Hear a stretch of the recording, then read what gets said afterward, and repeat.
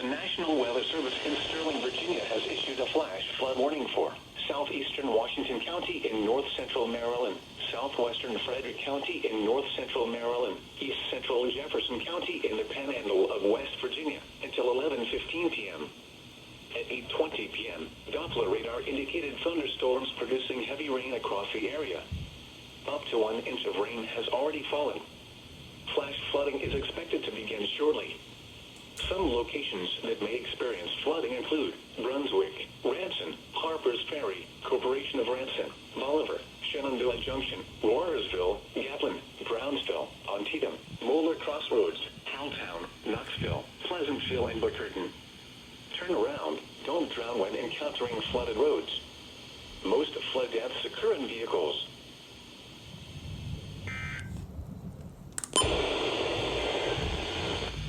A severe thunderstorm warning remains in effect.